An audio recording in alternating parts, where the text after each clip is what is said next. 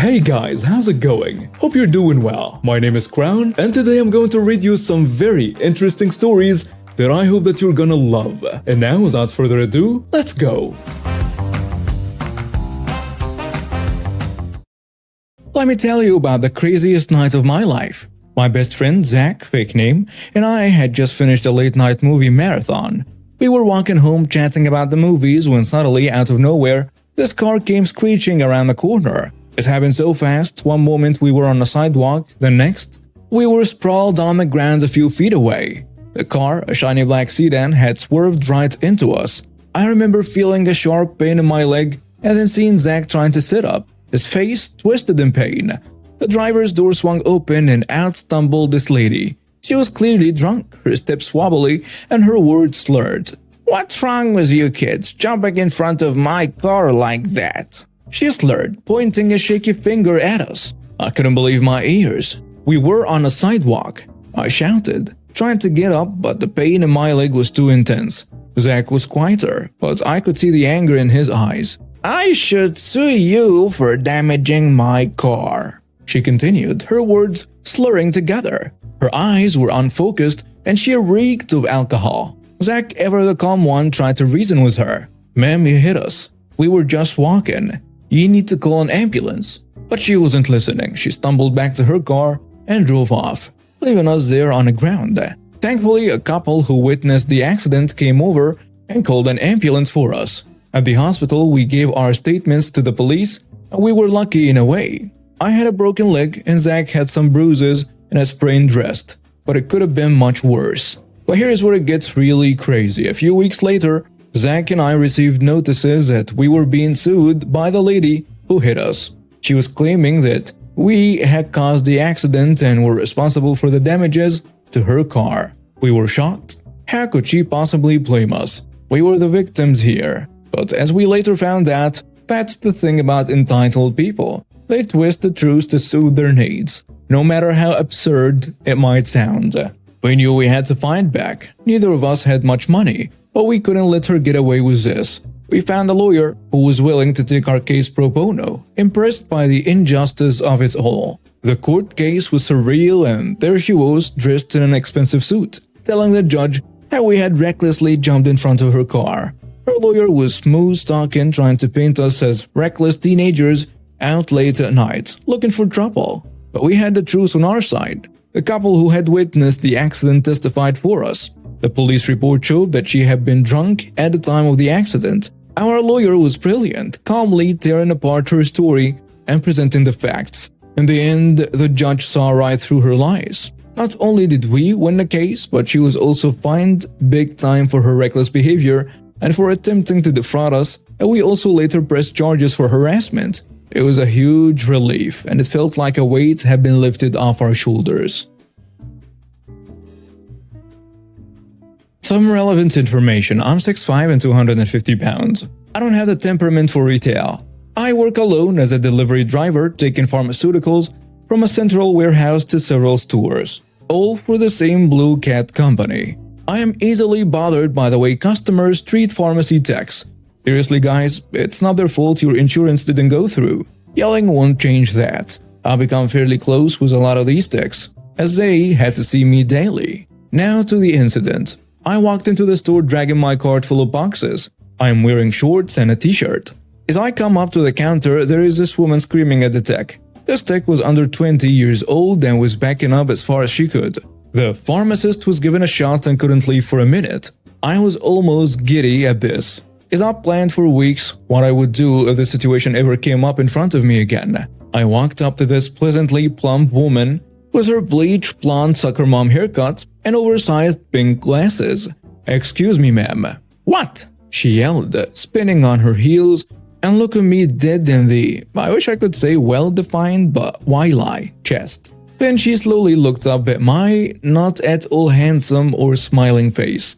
"Do you really want to be yelling at someone who can replace your insulin with sugar water?" "Excuse me," she said, not quite as mean as before. I think what I said was sinking in. Think about it, ma'am. This lady could, though I don't think she would, replace one of your pills with potassium cyanide and no one could ever trace it. She stormed off. The tech thanked me and I made my delivery. Just as I was getting the last signature, the customer came storming back. She, of course, was dragging the store manager. "That's him. I demand that you fire him." "I can't. It doesn't really work here." I spent the rest of the week waiting for my boss to fire me. The next day, that pharmacy gave me a plate of homemade brownies. I've spent that last 6 years waiting for a chance to use that line again. But so far, no luck. So I work at a hotel in a city that has been hit pretty hard by COVID. Our state has shut everything down and we are just kind of getting back to normal. Prior to the pandemic, we had a full room service menu and cleaning was every day without the need to request it. However, after COVID, posed to reduce contact to a minimum and due to the staffing issues the whole state is having, the room service is no longer available and the cleaning of the rooms is done by request only. Hence the fact that if you request it every day, your room will be cleaned every day, no questions asked. Now that I gave you context, to the Karen. This guest stayed with us before, about 3 times pre-COVID and 7 times post-COVID. So he's fully aware, or so we would think, of the policies, which are also clearly explained when you make your reservation. Night 1, he calls the front desk trying to order pizza, just to have the front desk explain the situation all over again, which leads to him requesting one of us to go somewhere and buy pizza for him, which we politely declined by teaching him how to use Uber Eats. Day 2. This male Karen comes to desk enraged about his room not being cleaned while he was gone, saying he knew about the request policy but he finds it ridiculous and his room should be cleaned anyways. Night 2. Same call about room service, same interaction. Now this male Karen comes down filming and yelling, "How do you guys call yourselves a hotel and won't behave like one? I will sue you for allowing my kid to starve and not providing the food for him. You're all going to jail. I will lose your jobs. I travel all around the world and all hotels have food available." Well, male Karen, if you travel all around the world, you should know to read the terms and conditions. And also, you would know to check the minibar and drawers for the large amount of snacks and drinks available there for your spoiled kid. Every year my family does Christmas at my mom's and she insists that we open all presents together, even gifts between spouses and so on. It's normally an okay tradition, but sometimes it can spark jealousy or comparisons between families. This year my husband saved up and bought me my dream designer handbag for Christmas. I know some people aren't into that, but it's something that I truly love. We're not well off, but we're not doing poorly either. But I knew that the handbag would cause a lot of discussion amongst my siblings and parents. I just didn't want their opinions and criticism to ruin a special gift my husband worked hard to get for me. So this year my husband got me an extra gift that wasn't the real gift. It was a moderately priced skincare set. Christmas came and went without drama, but I recently posted the picture of my husband and our kids at dinner. And my handbag could be seen hanging out the back of my chair. One of my friends commented underneath about how gorgeous my Christmas gift was as well. Long story short, word got back to my family and they totally blew up.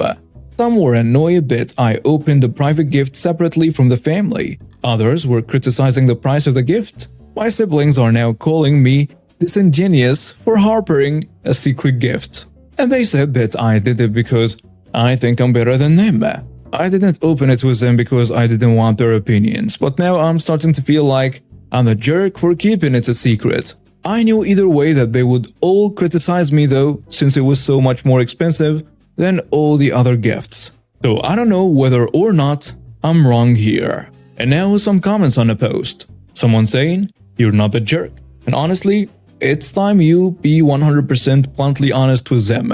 Screen cap all their snarky comments and send a group chat with them stating, "If you all want to know so badly why I harbored a secret gift, as you call it, these types of comments are exactly why. This bag is not something I thought I would ever have, as we're not well off enough to make purchases similar in cost to this bag.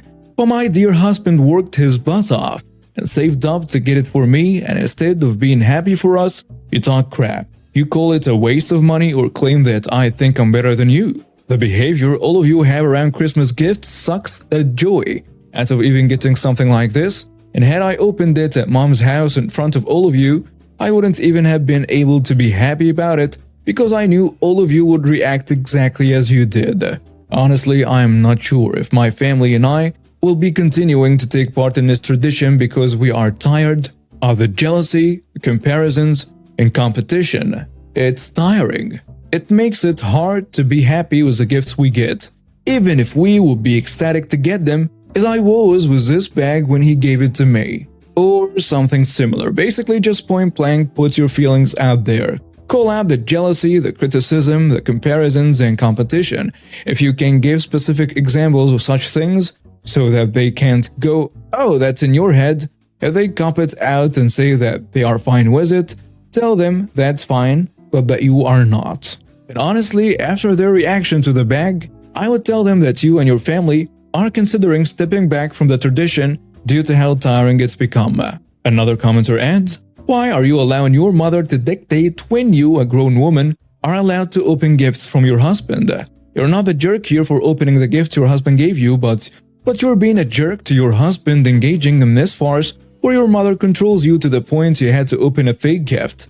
Seriously, time to grow up. Tell your mother that your family will be opening gifts Christmas morning. Before visiting your mother, you will no longer open your husband's gifts in front of her because that's a special moment between the two of you. It's also none of your mother's or siblings' business why he gets you or how much he will spend.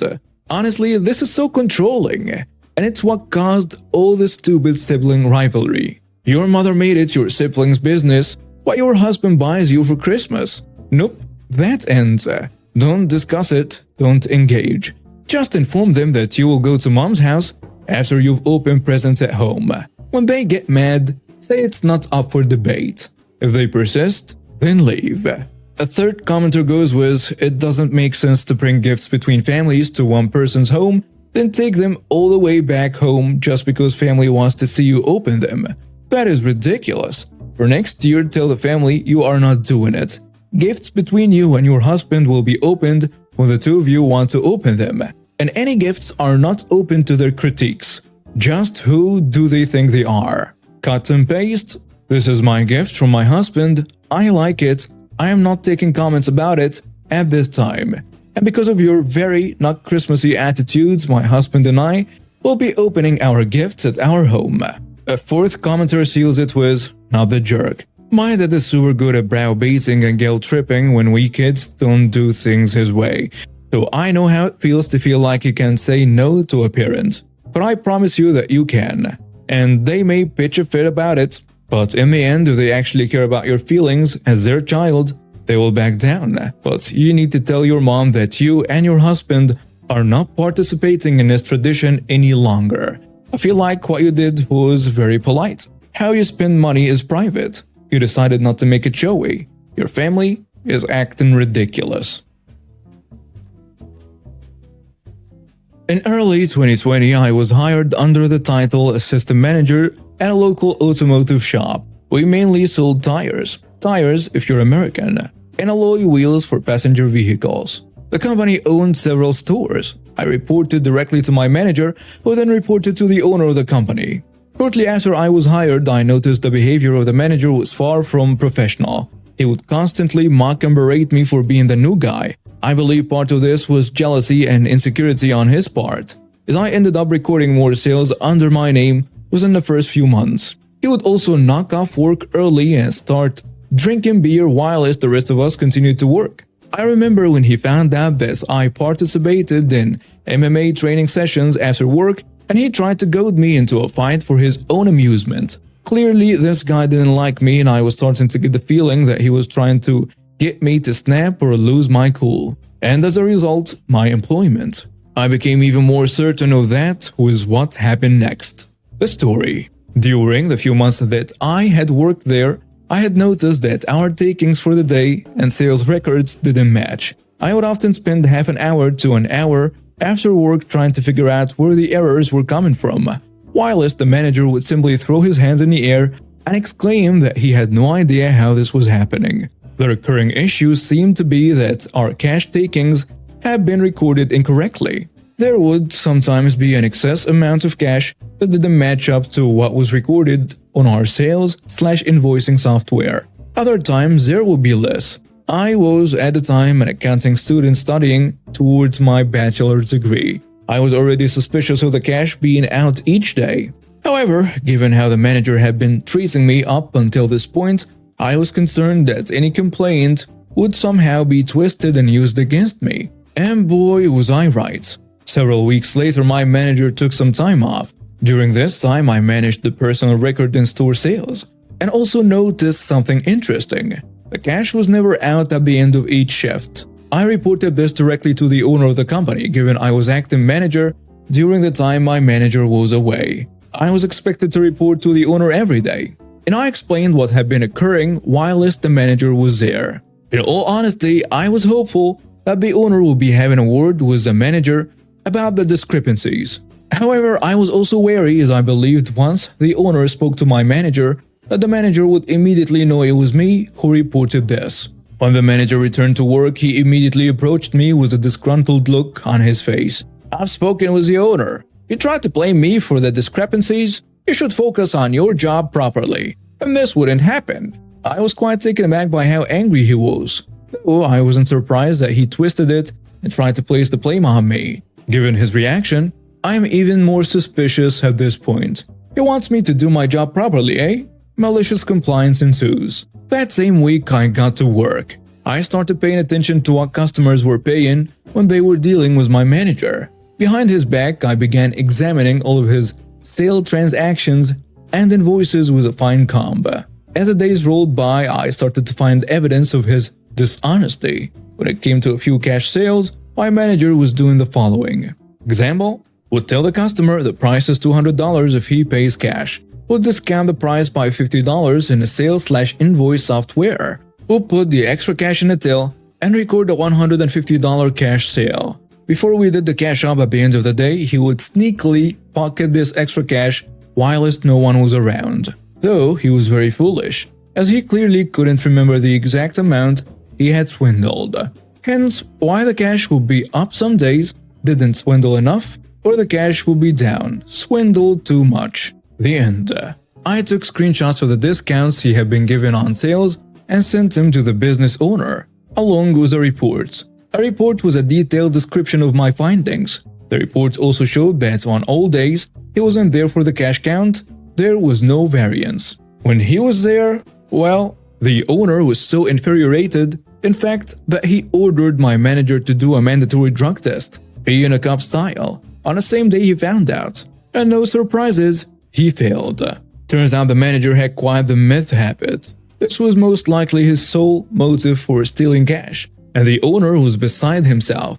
We operate machinery every day in this store, and so the thought of a manager walking around high as a kite wouldn't sit well with any health and safety professional. In fact, it could have landed the owner in serious legal trouble if any accident or injury occurred under this manager's watch. The manager was terminated immediately for violation of his contract and was later taken to court by the owner in an attempt to recover the stolen funds. Safe to say, I was promoted to store manager position shortly after his termination.